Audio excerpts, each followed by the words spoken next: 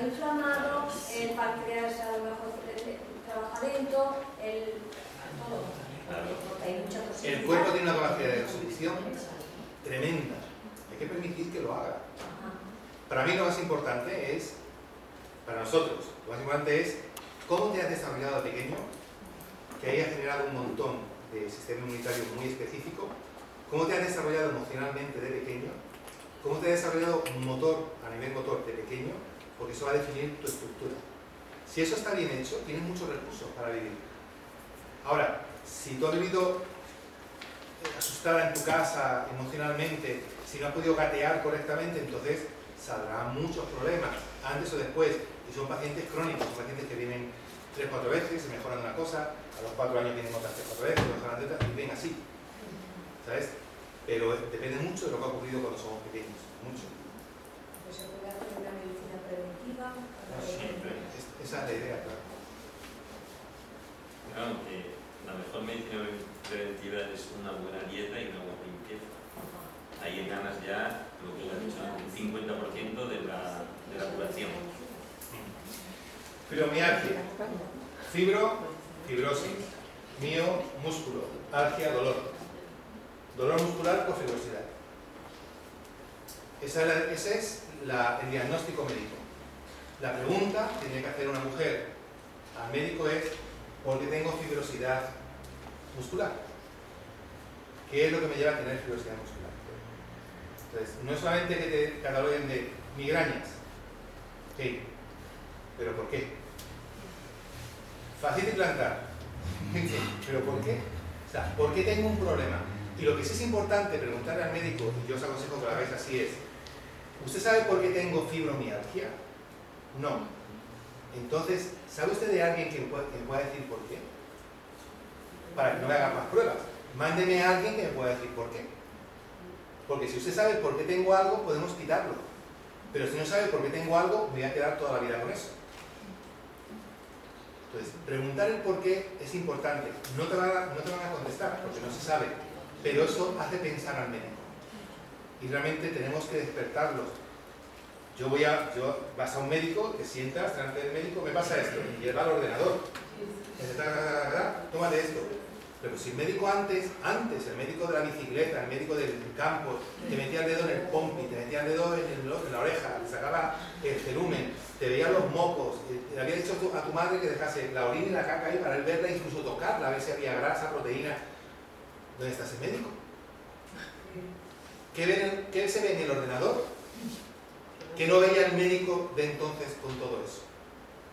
Esa es la gran diferencia. Entonces, realmente tenemos que volver a despertar al médico. Decirle: ¿por qué tengo esto? No lo sé.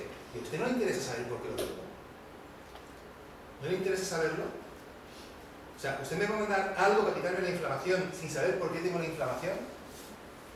Entonces, vamos a pensarlo, vamos a ver si lo descubrimos, ¿no?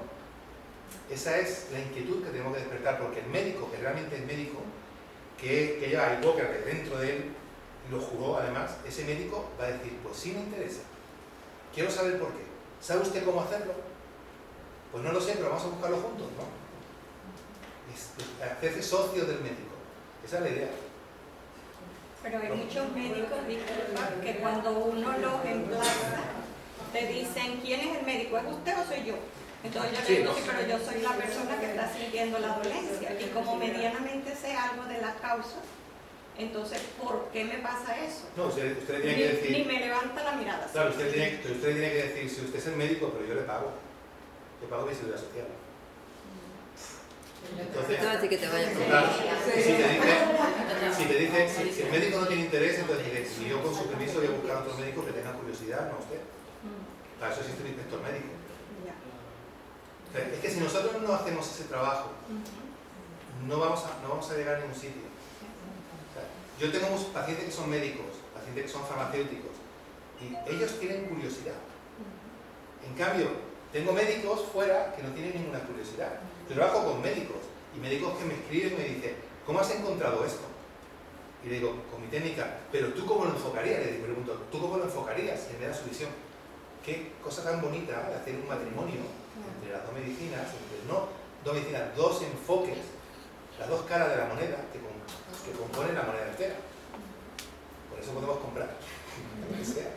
Entonces, creo que es el trabajo que nos falta, pero si vosotros, como usuarios de la medicina, no lo hacéis, nosotros somos los enemigos de Dios. Vosotros sois el punto de nexo, la unión. Vosotros sois los que tenéis que decir al médico, quiero saber por qué me pasa esto. No me quiero tomar más cosas sin saber por qué me pasa. Y usted es el especialista. Usted me tiene que decir por qué. Claro que sí, como que se despierta a la fuerza, antes o después. Está considerada como una enfermedad desde el año 92. Síntomas: dolor musculoesquelético generalizado, dolor, no sé si aquí hay alguna mujer con fibromialgia, sería fiebre de gasolina, no hay. Hipersensibilidad exagerada en los puntos que vamos a ver después, rigidez física general, síntomas ansiosos y depresivos, no hay clínica orgánica demostrable, o sea, no se encuentra por qué ocurre todo eso, estado de fatiga constante y sueño que no repara.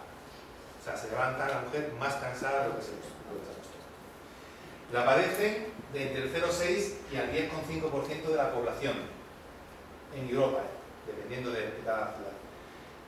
Casi inexistente en las personas de color negro. La raza negra no lo padece. Y la asiática muy poquito. Sería algo a pensar. En España, unas 800.000 personas adultas, entre los 65% y el 24% de los pacientes son mujeres. ¿Por qué? Después. Últimamente en los niños se asocia con una hiperlaxitud articular ligamentosa. Es decir, es un tipo de fibromialgia. Niños que tienen una hiperlaxitud. Entonces, niños que tienen problemas de equilibrio y luego tienen deformaciones estructurales por intentar aguantar ese equilibrio. ¿Me voy a preguntar algo? Sí. La fatiga crónica es porque a mí me han diagnosticado fatiga crónica y claro, casi todo es que hay ahí, pero hay cositas que sí, es diferente. Es diferente. Sí, yo tengo otra proyección sobre la fatiga crónica. Estas son conferencias que yo di online una vez, entonces las he recuperado para ponerlas. Entonces, si quieres, en otro momento, otro día, hablamos de eso. La mayoría de los expertos coinciden en que la causa se encuentra en un desequilibrio neuroquímico del sistema nervioso central. Eso es lo que dicen. ¿Okay? O sea, esto es lo que dice el mundo médico, el mundo científico. Los puntos de dolor, más son estos. Si coinciden 5 puntos bilaterales, tiene fibromialgia. Entonces, ese es el diagnóstico de todo. Tratamiento convencional, ¿qué te dan? Analgésicos, tramadol, paracetamol, con un resultado leve. Antiinflamatorios, con pocos resultados. Benzodiazepinas, Lesatin, etc. Generan dependencia. Te dejan groggy, pero generan dependencia. Relajantes musculares, con resultado sintomático.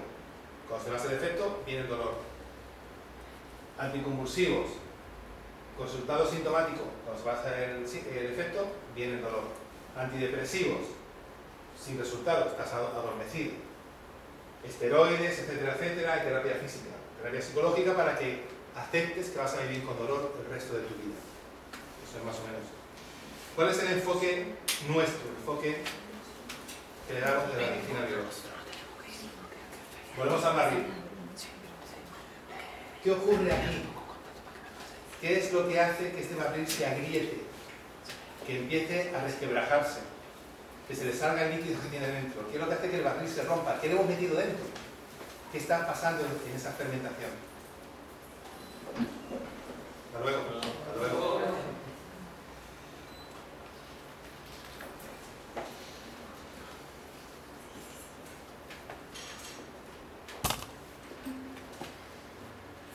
Básicamente, que hay cosas repetidas que las primeras causas que tenemos que mirar, ¿os acordáis de Titchinger de antes? La terapia de lo que existe fuera de la célula, el líquido extracelular, todo eso. Pues tenemos que buscar toxinas, homotoxinas y sutoxinas. Toxinas, sustancias que bloquean, alteran de forma patológica la actividad orgánica. Las hormonas de nuestro cuerpo tienen un receptor, si no el receptor no funciona. Tú tienes una llave, que es una hormona. ¿De qué te vale la llave si no hay cerradura? ¿O de qué te vale la llave si la cerradura está rota, está llena de barro? Entonces, no funcionaría. Y estas hormonas producen inflamación. El estrógeno produce inflamación. Por eso la mujer padece mucha más fibromialgia que los hombres. Tiene un montón de residuos hormonales que no podéis eliminar. Con un agravamiento. Los estrógenos químicos se utilizan para mantener los líquidos dentro de las conservas. Por lo que vosotras tomáis estrógenos líquidos químicos constantemente. Las botellas de agua conllevan dentro del plástico un montón de residuos que son de tipo estrogénico, con lo que vais a beber mucho estrógeno químico. O sea, no nos vais a librar los estrógenos. Entonces, antes de tomar pastillas, el médico tenía que quitaros de comer todo lo que tenga estrógeno, porque va a inflamaros y va a daros dolor. Luego está la homotoxina. Es una toxina que el cuerpo genera por su propio metabolismo. Y luego están las subtoxinas, que llaman los alemanes, que son las derivadas de la carne de cerdo u otros animales. ¿Por qué? Porque nosotros no tenemos que ser carnívoros. Carnívoro es el ser humano que caza. Y para cazar tiene que correr y caminar mucho. Si no corremos, si no caminamos, si nos pasamos el día sentados viendo televisión o en el coche produciendo, ¿para qué queremos la carne? ¿Para qué queremos la carne encima de un animal que lo están criando hormonado, lleno de antibióticos, lleno de estrógenos, lleno de... ¿Qué vamos a hacer con eso? Un animal que además cuando lo van a matar, que como es el cerdo, saben que lo van a matar, se lleva el susto de su vida y se llena encima de toxinas en sus músculos. Esas toxinas no se van a ir de ahí. Y tú lo vas a cocinar y te lo vas a comer. Esas toxinas van a tu cuerpo, pero como además se parecen mucho a tus toxinas, tu cuerpo no las va a eliminar. Por eso la gente que tenía reuma le decía al médico, usted no coma cerdo. ¿Por qué? Porque tiene ácido úrico. ¿De qué tiene ácido úrico? Porque el cerdo genera mucho ácido úrico. La vaca se entera menos, el ternero se entera menos, también sabe que va a morir, pero el cerdo lo sabe. ¿Triste?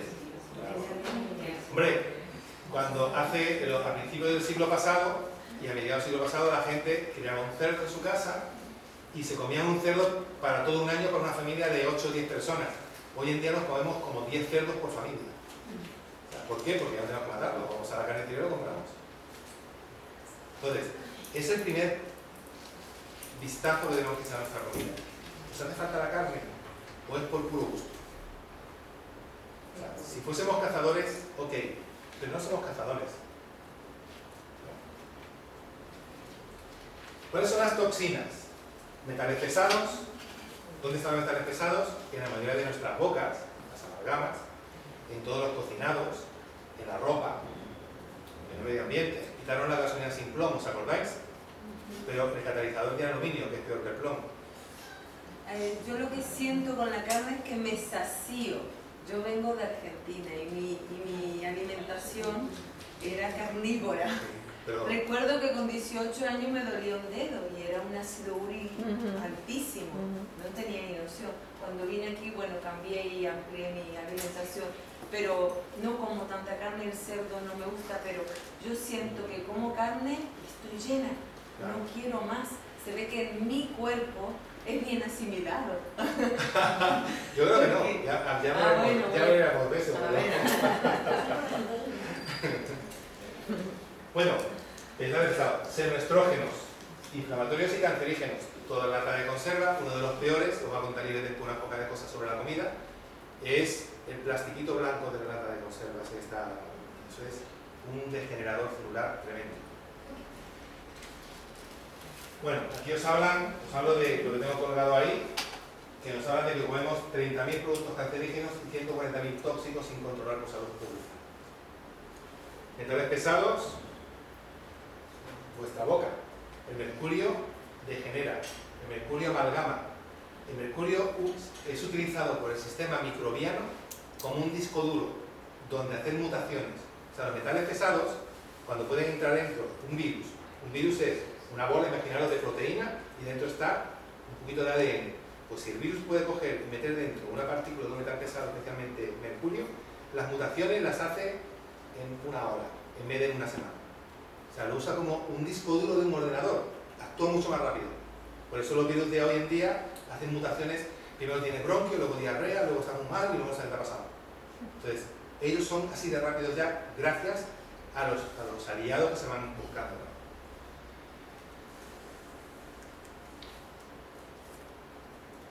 Luego las homotoxinas, que son toxinas nuestras, pues problemas de desequilibrios hormonales, en especial la insulina. Somos disglicémicos. Nos han metido una forma de comer, que nos hace ser disglicémicos. ¿Qué significa? Usamos demasiada insulina para nuestro metabolismo. Nosotros no tenemos que utilizar tanta insulina. Y luego cuando la insulina está subiendo, viene al rescate el cortisol. El cortisol nos produce estrés y hace que haya más insulina sobrante. Esta insulina va al hígado, genera oxidación hepática, obesidad, problemas circulatorios, colesterol, tensión arterial alta y por último un infarto de miocardio o un ictus cerebral. Esa es la historia de la disglicemia. Personas que padecen esto, después de comer, me quiero comer algo dulce o me da sueño. Me ha bajado el azúcar post-pandemia y eso no puede ser. El azúcar sube después de comer, no puede bajar. Personas que después de comer están muy cansadas. ¿Y esos bajones que te dan de eso no lo puedes dar al filósofo? Sí, sí. Bajón de azúcar. Sí, claro. Disbiosis, permeabilidad intestinal, hábitos inadecuados, hipocloridria, que es falta de digestión de proteínas y otras carencias. Quitando esto de una paciente con fibromialgia, quitamos el 80% de todo. Lo que he comentado, intolerancia a la insulina. Esto es lo que está pasando con el ser humano. ¿Veis aquí la figurita? Realmente nosotros no crecimos después de 3.000 millones de años de evolución para esto. No somos así. Hemos cambiado en 50 años o en 80 años tanto. O sea, hemos hecho un cambio que hubiésemos necesitado como los 500 o 1000 años, lo hemos hecho en 80 años. Eso no es sano para nuestro cuerpo. No tenemos recursos biológicos para responder a ese cambio. No existen. ¿Qué ocurre? Nos enfermamos. ¿Qué ocurre con la infertilidad? Cuando una especie es infértil, va a desaparecer. No desaparecemos porque tenemos laboratorios, fertilidad in vitro y un montón de técnicas a ese nivel. Pero ¿qué es lo que va a traer eso en consecuencia? No lo sabemos. ¿Qué es lo que va a ocurrir? Cada vez nuestra salud es más precaria. Tenemos mucho menos capacidad de respuesta inmunitaria. Síntomas de las personas que no toleran la insulina. Hígado graso, oxidación, estancamiento, ganas de dulce y comidas dulces o ganas dulces después de las comidas, retención de líquidos, cansancio crónico, colesterol, hipertensión, glucosa sub y baja, importante debilidad muscular, inflamación crónica, dolor, fibromialgia. Fibromialgia. Esta es, os puedo decir que de cada 10 mujeres con problemas de fibromialgia, 7 casos es esto. De cada 10 mujeres con infertilidad, 8 casos es esto. Tratamos esto y empieza a activarse el sistema reproductor. Y algo grave. Yo no soy médico, ni quiero ser médico. Yo hago medicina biológica, trabajo con médicos, aprendo de los médicos y enseño a los médicos. O sea, la medicina para mí, la salud, es una única cosa y hay que trabajar por ella. Los médicos no saben de esto. ¿Sabéis dónde he aprendido yo a trabajar el problema de intolerancia a la insulina? En los libros de medicina deportiva. ¿Sabéis por qué? Porque a la medicina, no a la medicina, porque a la farmacia no le importa que vosotros tengáis este problema, o yo, que tengamos este problema, pero sí le importa que Cristiano Ronaldo lo tenga. Entonces, él no puede dejar de funcionar, nosotros sí podemos dejar de funcionar. Una persona que tenga este problema, su vida se convierte en 20 veces más pesada y su capacidad de respuesta a la felicidad es nula, no puede vivir, le duele el cuerpo, siempre está deprimido, la serotonina se le baja al suelo, el cortisol está arriba, no hay dopamina, no hay felicidad. Significa, Esto es algo importante y nos lleva a tener serios problemas, entre ellos la fibromialgia. Para mí lo triste es que tenga que estudiarlo yo 100 hojas, por las dos caras, en libros de medicina deportiva, no en libros de endocrinología.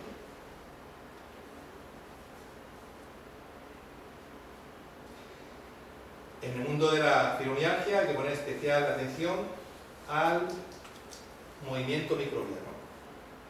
¿No? Si yo tengo proteínas que no digiero, esas proteínas pueden atravesar la mucosa intestinal, las bacterias van detrás, y van buscando la proteína, y esas bacterias me llegan, pues van al riñón, o van buscando la proteína al hígado, van buscando por la linfa, me da una angina, lo que sea.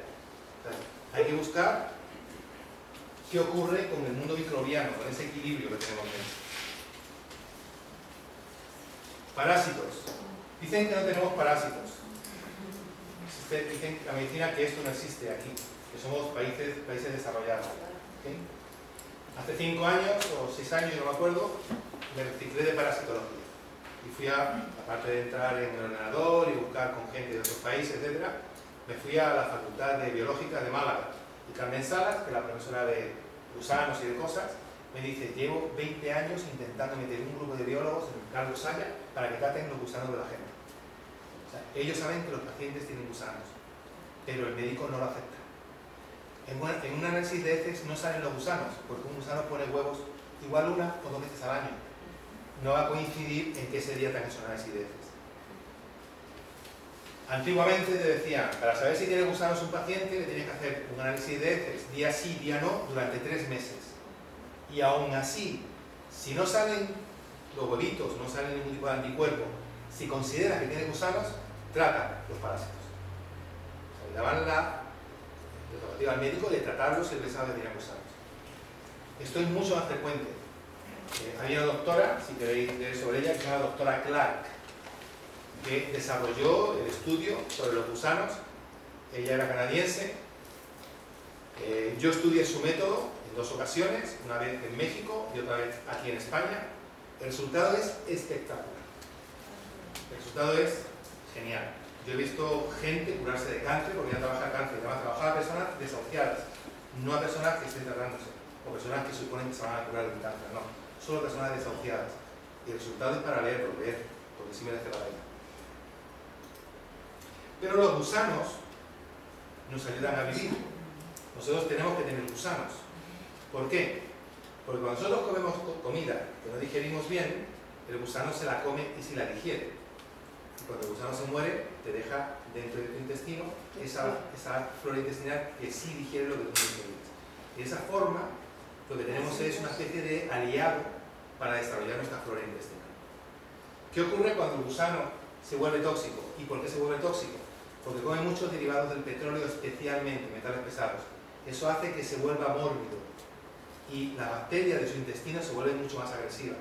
Cuando él se muere, lo que suelta es tóxico para su organismo. Pero perdona, luego la bacteria buena no destruye lo malo. ¿Perdón? La bacteria buena no puede destruir al gusano. ¿Las nuestras? Sí, No, claro. el ascaris es así. El gusano ascaris nuestro es así. Y él vive una temporadita en tu hígado, luego va al corazón, pulmón, y una noche, con una lunita que le venga bien, se da la vuelta a la glotis y va al aparato digestivo. Pero eso es fácil que lo tengamos muchos de nosotros. Los médicos piensan que tener gusanos, si entráis en YouTube y ponéis ascaris, vais a ver operaciones en Bolivia. En Bolivia, Sudamérica, Asia, y en algunos pueblos de España ocurrirá. Donde el médico abre al paciente, lo abre, saca el intestino, lo corta con una palangana y hace. Y la llena de gusanos que se deben moverse así. Claro, eso sí mata a un ser humano. Eso lo mata. Pero tener ascaris nosotros no es malo. O sea, lo tenemos. Un perro pasa por ahí moviendo el rabo y por muy desparasitado que esté, tú vas a tragar un huevo de ascaris.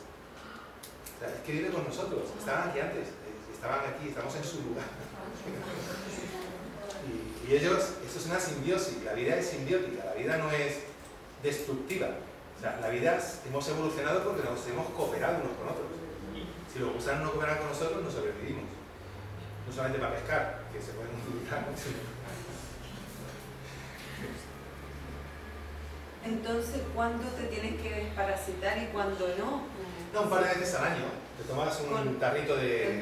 ¿Bembedazol? No, de aceite de ricino. Pero toda la vida. Pues es natural. Y aceite de ricino un par de veces al año. Defecar en cuclillas.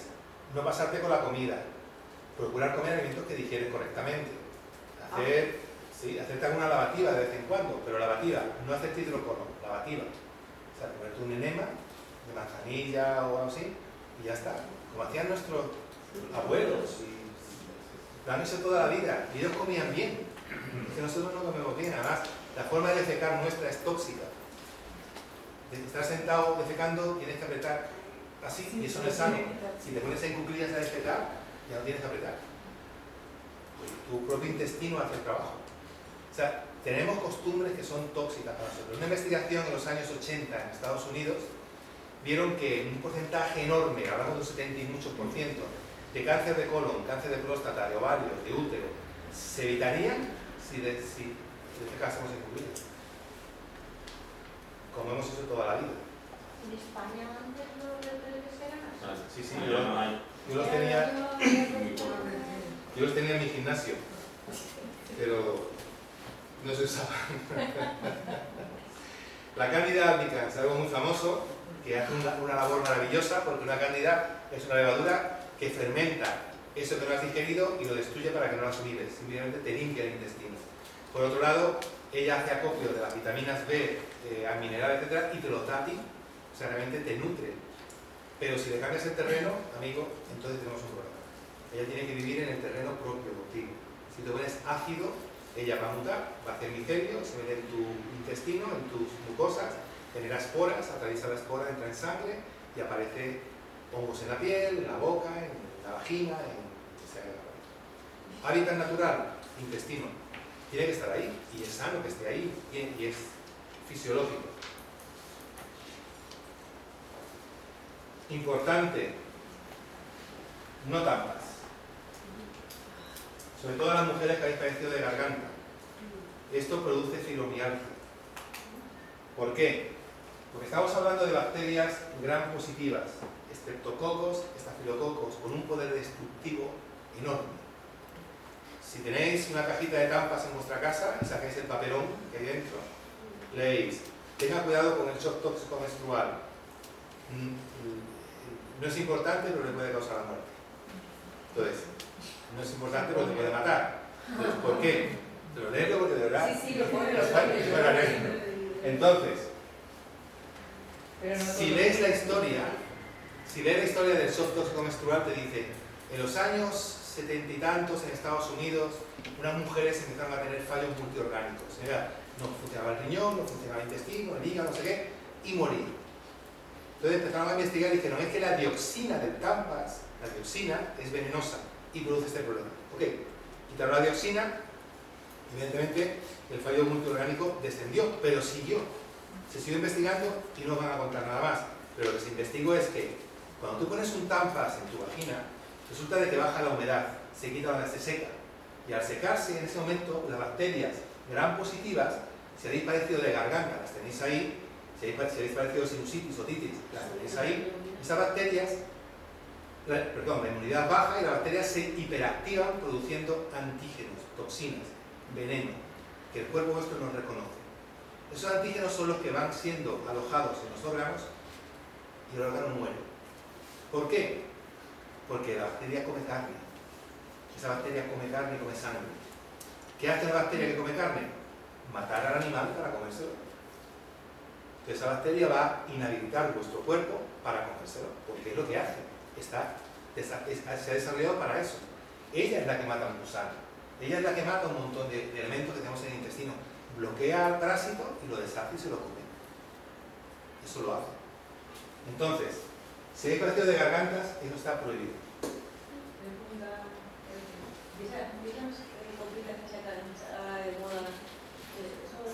Bien, pero yo no sé, ¿qué? ¿No se la compresa, no?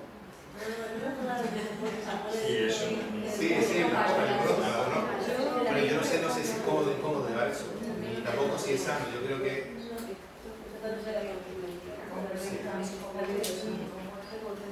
Sí, se concentra la sangre. pero no baja la inmunidad, por lo menos. Es una cosa instintiva que... Ok, más o menos me sonó. estos son problemas, síntomas que pueden pronosticar una futura fibromialgia. Y el principal protagonista, para no olvidarme mucho, es un fallo de la gran defensa. Aquí, yo no sé si esto lo entendéis o no. Yo lo he puesto ahí porque en su momento no sé si hay personas que tenéis conocimiento de medicina, farmacia, naturopatía, cosas así. En definitiva, aquí es donde vamos a encontrar el problema. Todo esto que tenemos aquí, retículo endotelial, una parte del sistema inmunitario, sistema de la hipófisis con la parte córtico suprarrenal. Esto produce fibromialgia. ¿Qué hace esto? Si yo tengo un tóxico que ha traslocado, que ha pasado la mucosa del intestino y se ha alojado en un tejido, lo que mi cuerpo va a intentar es eliminar ese tóxico. ¿Cómo lo elimina? Si no tiene posibilidad, actúa a nivel de la hipófisis anterior con la corteza suprarrenal. ¿Qué es lo que hace? Genera una cosa que se llama hormona del crecimiento y con la primera corteza suprarrenal una cosa que se llama glitocorticoides. Esos dos juntos inflaman. ¿Para qué inflama el cuerpo? Para diluir el tóxico. Una vez que el tóxico se ha diluido, vienen bacterias para comerse los residuos. Luego viene el sistema inmunitario para comerse las bacterias, matarlas, y luego viene cortisona, hidrocortisona, nuestra cortisona personal, para desinflamar eso. Pero cuando esto se dispara y no podemos controlarlo porque la cantidad de toxina que pasa a la mucosa es enorme, ¿qué tenemos? Una inflamación crónica, fibromialgia.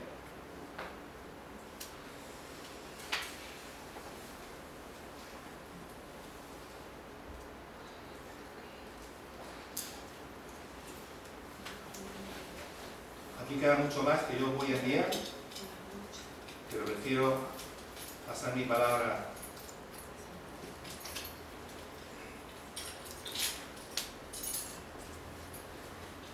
Ok, vale, perfecto. ¿Alguna pregunta de lo que hemos hablado? ¿Os ha quedado medio claro? Con respecto a la permeabilidad a nivel intestinal, Sí.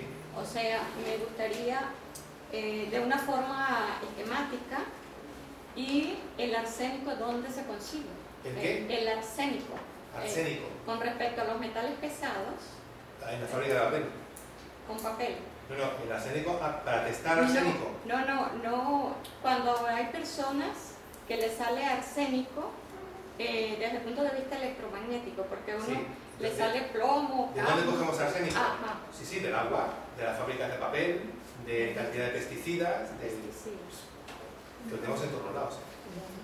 Es que si cogemos el agua del mar, la cantidad de cadmio que hay, la cantidad de mercurio, el arsénico hay en el agua del mar. Y fijaros una cosa, pensamos, es que hay mucha agua. Si la Tierra, buscarlo por internet, que creo que hay información sobre eso. Si la Tierra es esto, el agua es esto. Porque el agua está en la corteza, es un poquito en el borde. La profundidad marina no es la tierra, esto es tierra. El agua, esta, si la distribuimos en los mares, en los océanos. Realmente no hay tanta agua. Es el 75% de la superficie terrestre, superficie, no del volumen de la tierra. Entonces, esa agua está hipercontaminada. No es tanto el agua.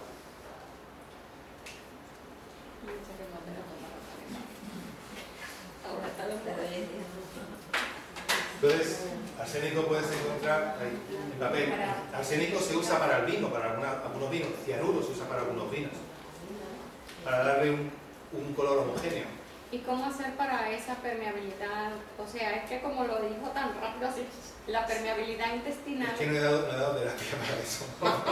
No, pero como que se fue un vuelo rasante. No, cuando nosotros trabajamos el intestino, Ah, tenemos que primero desintoxicar el intestino, o sea, cambiar flora intestinal. Tenemos que trabajar, eliminar flora intestinal tóxica, luego tenemos que generar un terreno adecuado, que sería como echar abono, luego tenemos que poner una siembra adecuada, significa generar una flora intestinal adecuada, y luego fortalecer la mucosa. Para todo eso son como 4 planos diferentes que tenemos que trabajar. Para que la mucosa, quitar su permeabilidad con aminoácidos, con glutamina, arginina, zinc, eso lo mejora, pero si no tenemos una buena flora intestinal, no te vale de nada. ¿Eh?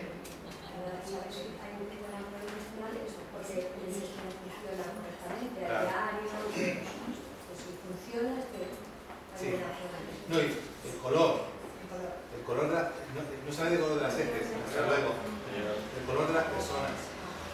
O sea, es importante, bueno, para mí, es muy importante mirar a la gente, como huelen. Yo tengo pacientes que huelen a orina. A ver si está sano. O sea, para mí fue algo que me causaba especial impacto, ¿no? Yo me acuerdo una vez, yo trabajé en Ronda 5 años, o 6, no me acuerdo, y llegó un señor una vez con un olor a orina enorme. Y le digo,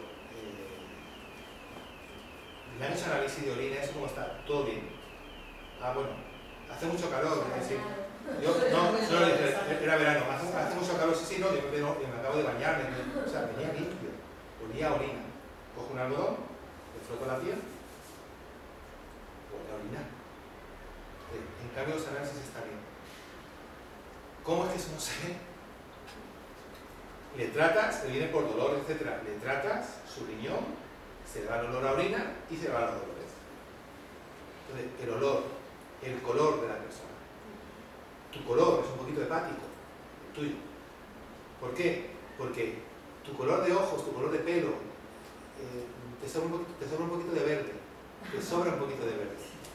¿Cierto? Entonces, todo eso es importante para nosotros.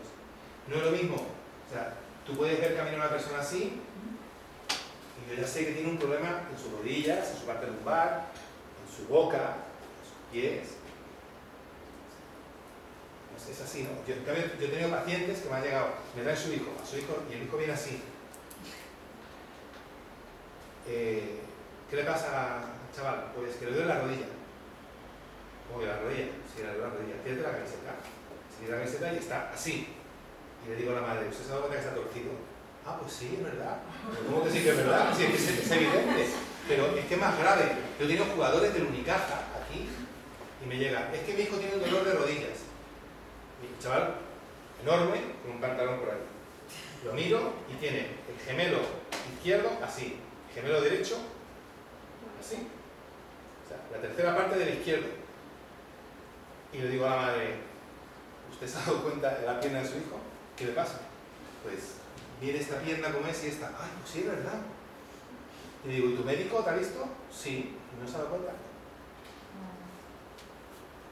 Un esguince en el pie derecho de hace montones de años. Entonces, él no se apoya en el pie. Solamente que camina aparentemente bien, pero no usa. Entonces, todo ese tipo de cosas son importantes de observarlas, ¿no? Nosotros somos observadores. Yo estudio osteopatía y me iba todos los domingos al aeropuerto de Málaga a mirar a la gente caminar.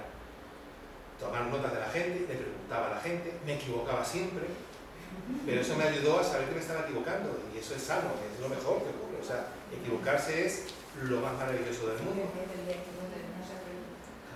Y así pues, aprendimos. Una pregunta que a lo mejor es muy elemental.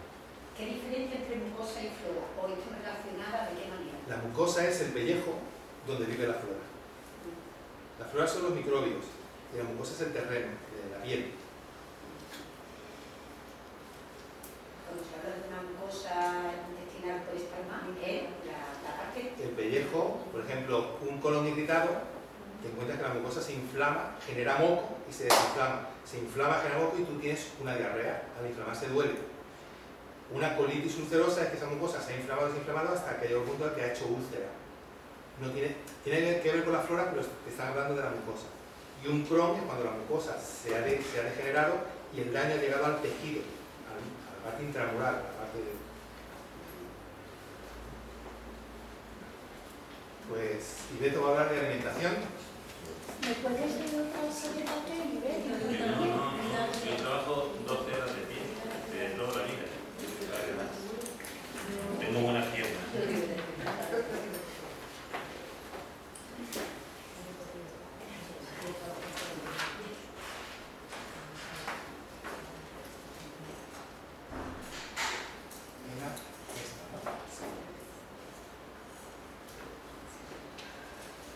Aparte de eso, cocina muy bien, ¿eh? Os ha traído... ¿no? Sí, después les pasaré para que degusten lo que suelo tener ahí para los que han venido a la consulta, que son brownies o bizcochitos sin trigo, sin leche, sin azúcar y que están deliciosos para que vean que sí se puede comer tan ricamente con alimentos que no son tóxicos ni que nos van a hacer ningún daño. O sea que al final ya podrán cada uno comer un poco. Pero nos da la receta. No. También. Y la página web de la chica que lo hace. Bien, buenas tardes. Mi nombre es Ivette González, algunos ya me conocen. Soy kinesióloga, pero realmente a mí me fascina y me he concentrado en la alimentación, porque siempre he creído que es determinante para mantener un equilibrio en nuestra salud. Voy a ser lo más breve posible por la hora, pero sí quiero transmitirles lo que pienso sobre la alimentación y cómo puede determinar nuestra salud. Entonces, esta es una hoja que he repartido. A algunos les hace falta, pero bueno, la tienen porque son, más que frases, son verdades que he encontrado en libros maravillosos, que también les daré los títulos. Léanselo calmadamente, mediten sobre ellos.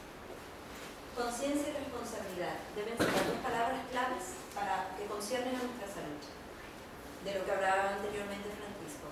Ser conscientes en quién nos alimenta hoy en día y ser responsables a la hora de escoger los alimentos que vamos a ingerir tanto nosotros como a nuestros hijos, los que les vamos a dar. Ocuparnos de nuestra salud antes de ocuparnos de las enfermedades. Si pensáramos o gastáramos nuestra energía en prevenir enfermedades antes de acudir a un médico cuando ya estamos enfermos, creo que avanzaríamos mucho. Un cambio nutricional puede transformar rotundamente una situación patológica. Esta frase no es mía, la saqué de un libro del doctor Jean Signalet, se llama La alimentación como la tercera medicina y que recomiendo que lean, es maravilloso. Y ha sido una conclusión a la que ha llegado este doctor y otros doctores también investigadores como Catherine Guzmín o Jacques Bradin, después de haber visto cientos de pacientes en sus consultas. Esos títulos que nos está dando. Yo ahora los escribo, sí. La alimentación como la tercera medicina, se llama uno, de Jean Signalet. Ahora lo escribí. Pues ellos han llegado a esa conclusión. Un cambio nutricional realmente puede hacer un cambio en una situación patológica, en una enfermedad. O también te puede enfermar. Y es el órgano clave, el intestino delgado, en donde podemos iniciar o mantener una buena salud o un proceso patológico. El acto alimentario determina el 70% de las enfermedades. Yo creo en eso fielmente. Llevo 15 años aquí y he podido observar y corroborar con cada paciente cómo eso se hace realidad. Los pacientes que acuden a esta clínica, que respetan, digamos, la forma de comer, ven unos resultados y una mejoría muy rápida. Los que no, pueden estar viniendo el año entero. Entonces, creo que es algo cierto. Y como base de la química humana, porque de esto nos alimentamos a diario. Entonces, una pequeña historia resumida. La alimentación es el eje de la vida desde el principio de los tiempos. Desde una célula, que es una unidad anatómica viviente, la más pequeña posible, necesita comer para sobrevivir, pasando por un gusano que necesita fagocitar para sobrevivir también, a través de la evolución del ser humano, hasta llegar a nosotros, que desde que existimos hemos pasado, hemos emigrado, hemos ideado estrategias de todas las formas para comer y sobrevivir. Y esto nos lleva a pensar que comer es la base de nuestra supervivencia y evolución, así de importante es.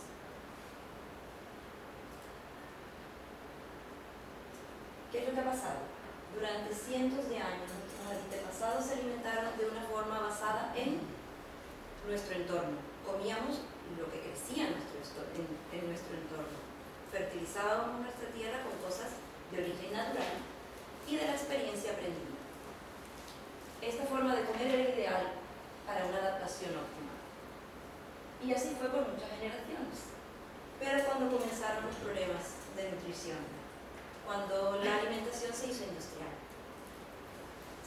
¿qué tenemos? Alimentos almacenados en grandes naves, en supermercados de larga vida.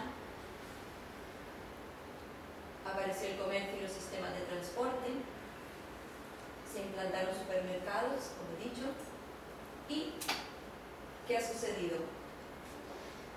Ahí tenemos grandes naves donde quién sabe por cuánto tiempo se almacenan alimentos que ya han dejado de ser frescos y naturales. Entramos a un supermercado y vemos de todo menos cosas frescas, muy pocas, y las que están frescas están con pesticidas, están llenas de toxicidad química, digamos. ¿Qué encontramos? Alimentos envasados, empacados al vacío, enlatados, congelados, embolsados, de toda clase. Esto nos tiene que dar una idea de qué es lo que estamos comiendo. Ahí es donde entra la primera frase de conciencia. Ser conscientes de quién nos alimenta, la industria alimentaria. Y ser responsables de, dentro de lo que se puede, saber escoger qué comer. Porque como decías tú al principio, vivimos en este mundo y aquí vamos a estar. Y no nos podemos meter en una burbuja para comer todo lo perfecto porque no sería real. El día que comas algo fuera de ahí te va a dar algo. Entonces es buscar adaptarnos, mantener un sistema inmunológico lo mejor posible y ser conscientes de quién nos alimenta y tratar de escoger lo mejor. Para que los alimentos sean perennes o de larga vida, ¿qué utilizan? Conservantes, colorantes, estabilizantes, toda clase de componentes aditivos. Aparte de que ya quitan su valor nutricional, pues nos intoxican lentamente. Y lo que comentaba Francisco antes, este es el artículo respectivamente del 2005 y del 2011, salió en El Mundo, lo pueden buscar y leer, muy interesante. 30.000 productos químicos sin control, o sea, ni siquiera han pasado por sanidad. Y nosotros los consumimos a diario y es lo que le damos de comer a nuestra familia. Realmente, esa es una de las causas de los grandes problemas de nuestras enfermedades. ¿Qué he podido comprobar? Un 98%, por no decir el 100%, que llegan aquí, vienen todos con problemas digestivos. Así vengan por un problema emocional o estructural, siempre está involucrado el sistema digestivo. ¿Qué pasa? ¿Cuántos de nosotros no hemos sufrido de intestinos alterados, estómagos hinchados, digestiones lentas, flatulencias, estreñimientos, diarreas, ardores y un sinfín de problemas digestivos? Lo que damos aquí, a mí no me gusta la palabra dieta, porque suena como muy de rechazo. La forma que damos junto con los productos para tomar representa el 80% del éxito del tratamiento. Y eso es real. Lo que dije antes, que los pacientes que solamente se toman los productos y no respetan la alimentación, pues pueden estar viniendo un año. Los que lo hacen correctamente ven la mejoría y lo notan enseguida. Bien, el acto alimentario determina el 70% de las enfermedades. Esta frase, esta es una deducción del doctor Jean Signalet, Fragin y Kuzmin, porque ellos, después de haber visto tanta gente, tantos pacientes, llegaron a esa conclusión. Sabemos que es un hábito muy difícil de cambiar. Eso también lo he podido comprobar. Hay personas que no pueden dejar de comer ciertos alimentos, y yo me incluyo en ese, y es el café. Me hace daño, pero no puedo dejarlo. Entonces hay que comprender esa parte del paciente también cuando viene, porque es muy importante. Y la mayoría de nosotros o no nos damos cuenta o no tenemos el conocimiento suficiente para entender lo importante que es realmente comer sanamente, equilibradamente. Hoy en día la comida ha dejado de ser un alimento que nos nutra para convertirse en una adicción y antidepresivo emocional. Eso sucede con el azúcar. El azúcar es un adictivo de primer orden, y ahora lo veremos. La mayoría de los alimentos industriales de hoy en día son inductores de moléculas que no podemos metabolizar, no podemos digerir. Nuestras enzimas humanas no pueden con ellos. Y esto hace que intoxique nuestro medio interior y exterior de la célula. Ahí pueden comenzar ciertas patologías. Hay varios, pero vamos a centrarnos hoy muy rápidamente en los 3 que siempre nos dan problemas y bloqueos en todos los tratamientos. Los lácteos,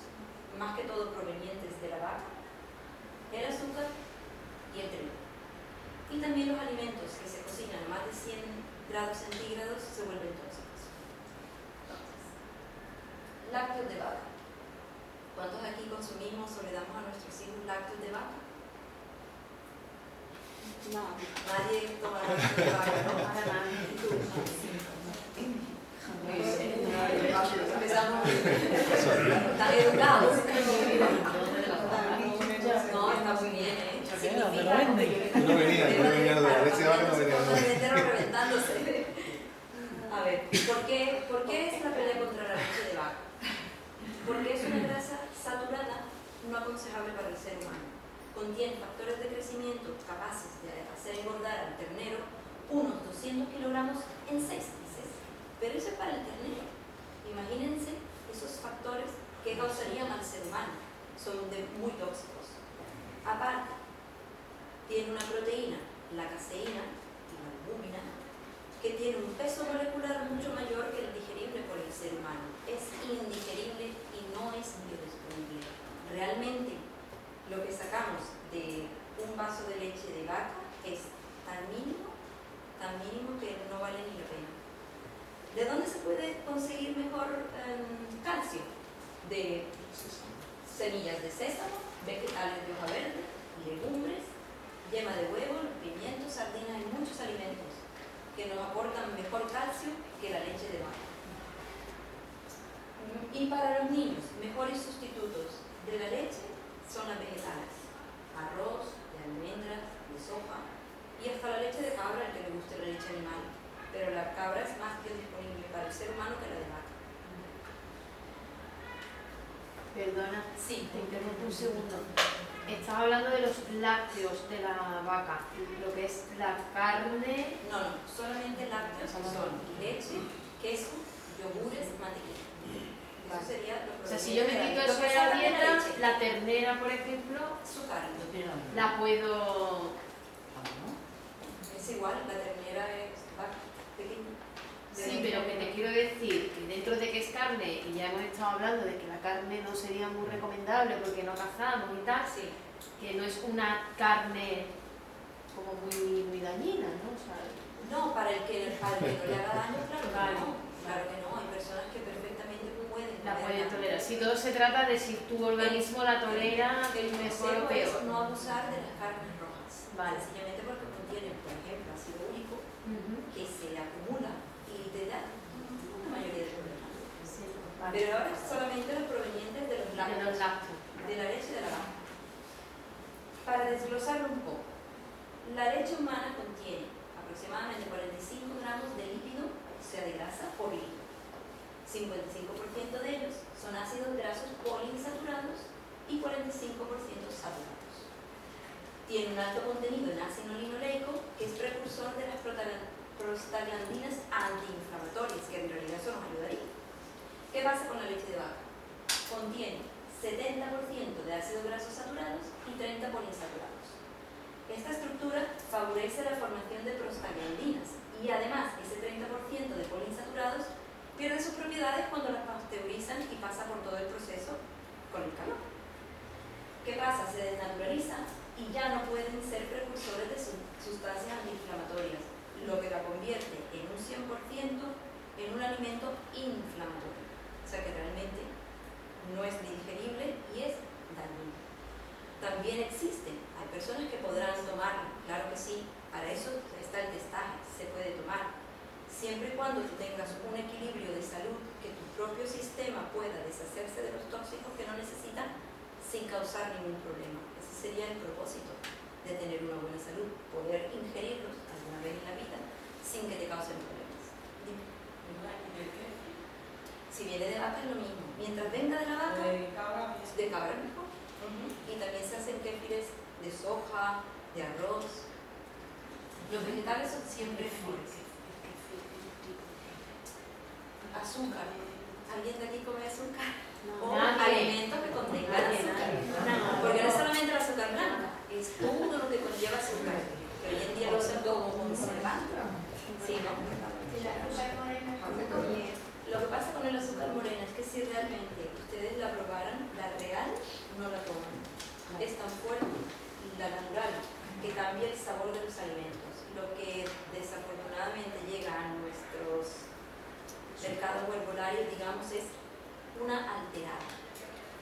veces azúcar blanca tinta. Entonces hay que tener cuidado realmente con el azúcar morena de donde viene. Para mí el mejor sustituto es la miel, pero bueno, vamos a explicar por qué. Perdona, cuando puedes hacer una pregunta, Sí, claro, dígame. que sabes que está en internet que el sirope de agave, que perjudica en algunos sentidos. Hombre, Que es mejor stevia, esa información está en internet. sí, sí está. ¿Hasta qué punto es fiable? Bueno, No, yo lo testaría todo. Para mí la miel es el primer sustituto al azúcar. Después escogería la stevia. Y después el azúcar de coco, que por investigaciones se ha probado que es el azúcar con el índice glicémico más bajo que hay y endulza maravillosamente. Sirope de agave, tendría que ver la procedencia y testarlo. Porque desafortunadamente la industria, cuando sale algo hasta la misma, desgraciadamente Internet es una maravilla, sí, pero hay muchas cosas. pero hay muchas informaciones interesadas. Claro, Interesadas. saber discriminar. Es muy difícil, hay que saber muy bien elegir para saber si lo que te están diciendo es verdad o no. Sí. Pues, ¿qué tenemos con el azúcar? Que es una sustancia tan adictiva como una droga. Altera completamente nuestro organismo, baja nuestro sistema inmune por aproximadamente durante 6 horas, donde nos vuelve vulnerables a contraer gérmenes, virus, bacterias nocivas. Es simplemente sacarosa sintetizada de forma artificial, no contiene ni vitaminas ni minerales y desde el punto de vista nutricional no aporta absolutamente nada. ¿Me pueden escuchar atrás? Sí. Un poquito ronca. Vale, principalmente nos quita las del grupo B. Reduce la gana de comer en los pequeños. Ellos son las primeras víctimas del azúcar. Investigaciones universitarias han comprobado cómo los niños que abusan del azúcar son tendientes a los parásitos, les produce hiperactividad, dislexia, son niños irritables y es uno de los alimentos refinados más irritantes para nuestra glucosa intestinal. Su consumo exagerado y constante puede desembocar en diabetes, Alzheimer, cáncer, obesidad, problemas de piel por eliminación como psoriasis, eczemas y síndrome premenstrual. ¿Sabéis? Solo un detalle. Sí. ¿Sabéis que está previsto quitarla del mercado? En una revista médica salió, ya en el diario El Mundo salió hace como 2 años, un año, un artículo diciendo más adictivo que la cocaína, el veneno blanco en la casa. Entonces realmente están preparándonos porque la van a quitar del mercado porque realmente es muy dañino y ya hay mucha información de que es malo para el cuerpo, ¿no? Sí, supuestamente en el 2016 Bien. pero bueno, Así es. eso es lo que dicen. Tampoco aconsejaría, y para mí es mucho peor, los edulcorantes. Y de todos ellos, la sucralosa es muy mala, porque es un azúcar clorado que presenta todos los riesgos del cloro. O sea, es una dioxina. Reduce la flora intestinal, benéfica, aumenta el pH intestinal, aumenta nuestro peso corporal y nos da anemia e infertilidad. Todos los productos light contienen esta clase de edulcorantes que son muy tóxicos. El peor de ellos es el aspartamo. Entonces, yo les di en una hojita, uno de los consejos que les di fue